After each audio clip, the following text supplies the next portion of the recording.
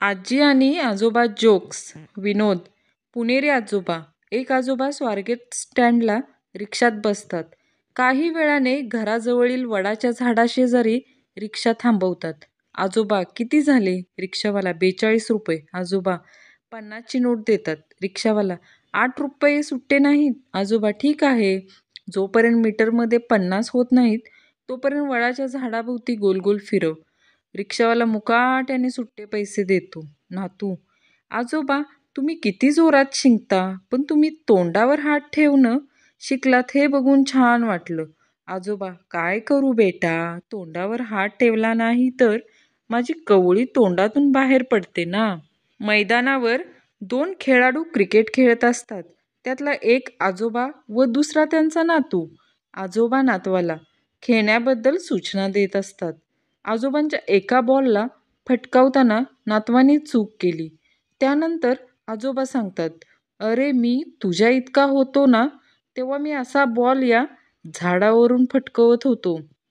पुढचा बॉल नातू फटकवायचा प्रयत्न करतो. बॉल काही त्या झाडावरून जात नाही. तेव्हा आजोबा हसतात व त्याला सांगतात, अरे, मी तुझ्या इतका होतो ना तेव्हा हे झाड खूप लहान होतं. आजी आणि आजोबा जुन्या आठवणीत रमले होते. आजोबा, चल आपण ते दिवस परत जगूया. आजी, हो खरंच? आजोबा, बर, उद्या मी तुझी वाट पाहीन त्याच बागेत जिथे आपण भेटायचो.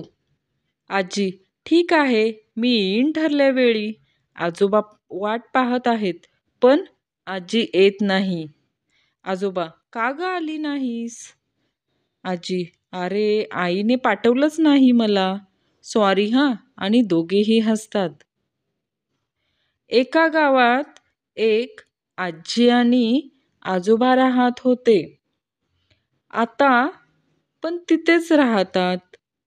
रोज रोज नवीन जोक्स आणायचे कुठून?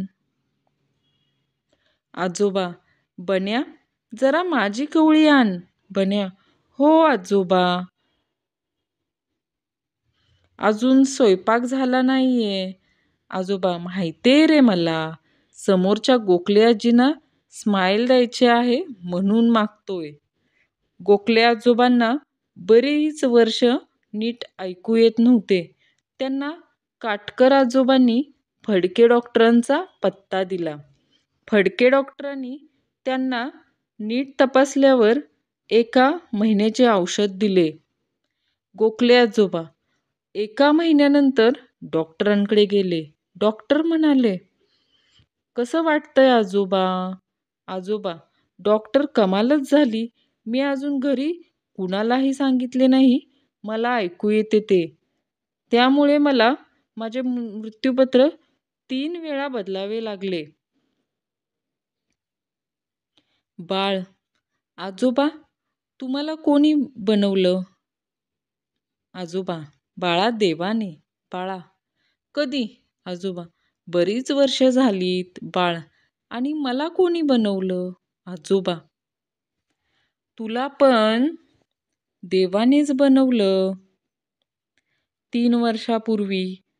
बाळ दोघांचेही चेहरे बघत, इतक्या वर्षात देवाने आपल्यात बरीच सुधारणा केली ना.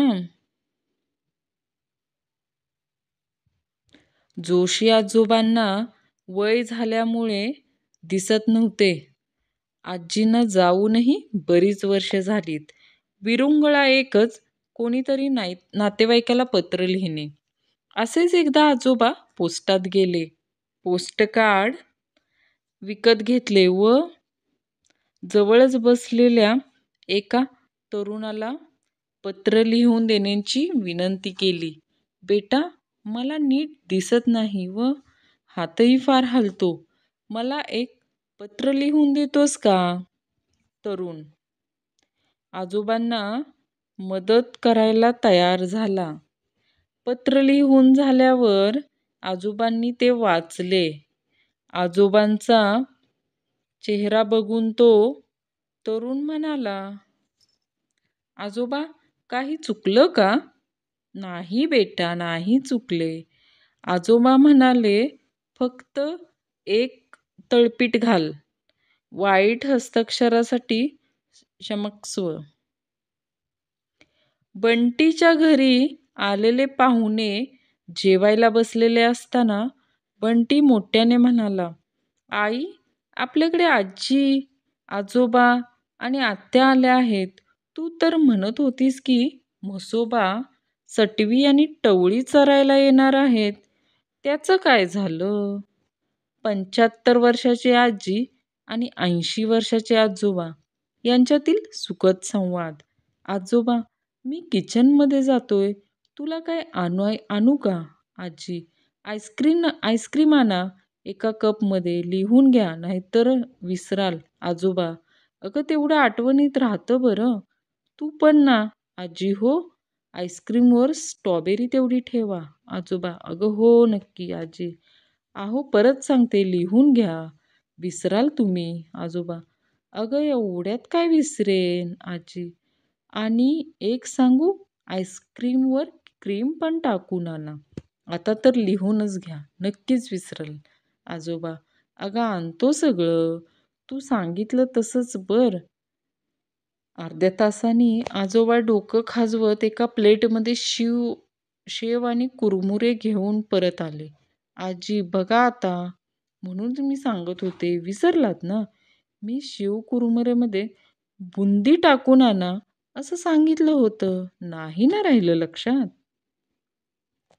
एक आजोबा डॉक्टरकडे जातात. त्यांना दिसायचं कमी झाल्याने त्यांना डोळे तपासायचे असतात. डॉक्टर